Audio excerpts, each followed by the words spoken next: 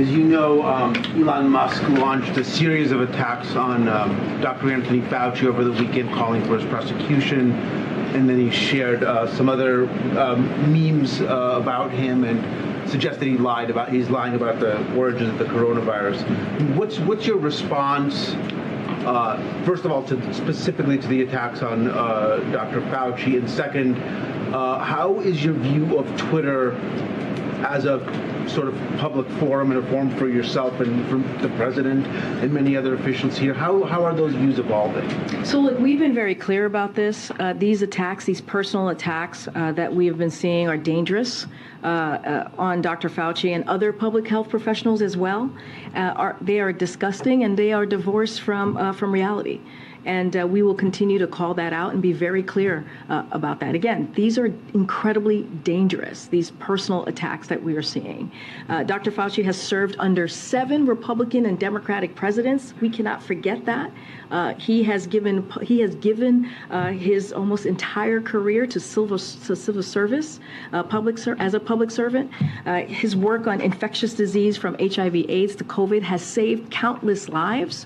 We are fortunate, I should say, that he has devoted his career and his life and his exceptional talent to America's public health, and that's what should be discussed right now. That's what we should be thankful to him about. And again, these are incredibly dangerous and should be called out. I'll leave it there.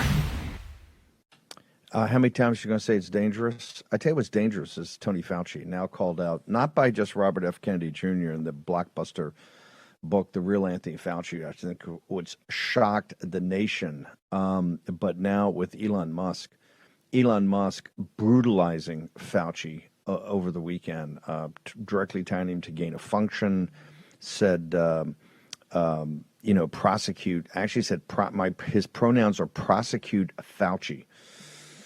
Pretty heavy stuff. I want to bring in Dr. Naomi Wolf. Your thoughts on Elon Musk, what he's doing and unearthing at Twitter, the way he's presenting this, and then the White House response, ma'am. Well, what's dangerous is the White House spokesperson saying that Americans' opinions are dangerous. And it's very, very concerning that she, you're right to notice that she said the word dangerous 3 times. And Elon Musk expressed his opinion. He said, prosecute Fauci. And in our robust American tradition of having a First Amendment, that's an entirely legitimate thing for anyone to say. And so they're trying to merge speech with violence. And it's very interesting that the same thing happened with, as it's turning out, as these Twitter files are being disclosed via journalists Barry Weiss and Matt Taibbi. Elon Musk is sort of handing the material to them and they're releasing it. And it's a good move because these are centrist, respected journalists. It turned out that the deplatforming of President Trump followed the same tendentious lines. The internal communications at Twitter showed that 2 of President Trump's completely non-violent, non-inciting tweets, and I did not vote for him, but I am an American and I value freedom of speech.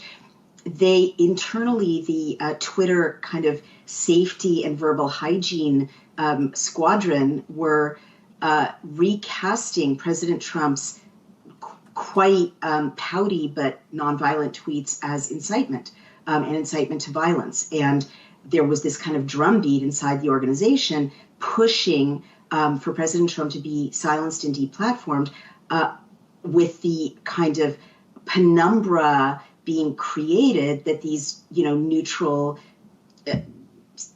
sort of irritated tweets were violent, were dangerous, were incitement. And you may remember, Steve, that, months and months and months ago, I warned about the word incitement.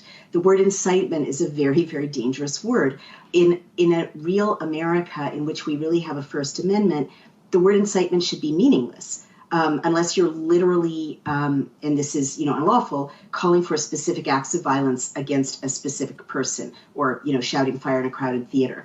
But incitement is a word that the Nazis used a lot and that totalitarian regimes like to use because it's the word that bridges thoughts and actions. It purports to say that a speech act is a an initiation of violence, a call to violence that creates violence. So it kind of blends words and crimes and criminal actions, and that's exactly what the White House spokeswoman was doing in saying dangerous, dangerous, dangerous for an American person to express his opinion about Dr. Anthony Fauci.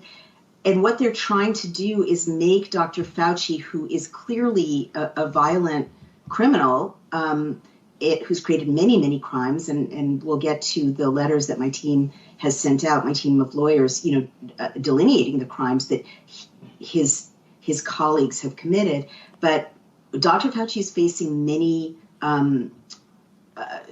the confrontation of his many crimes, right? And so they're trying to surround him with a penumbra in which if you call him to account, if you call for due process, if you call for investigations or prosecution, which is how our system works, you are threatening him. You are threatening his life. You are, calling for violence against him. That it's a talking point, and you can hear him saying, I'm getting threats. I'm getting threats. You can hear, all the DNC spokespeople down the line saying that the words of Republicans equal threats of violence, even if they're peaceful or just opinions, or even people who are not particularly partisan. I don't consider Elon Musk particularly partisan. If the challenge is to the, regime and the challenge threatens to expose their many crimes, then the challenge is an act of violence.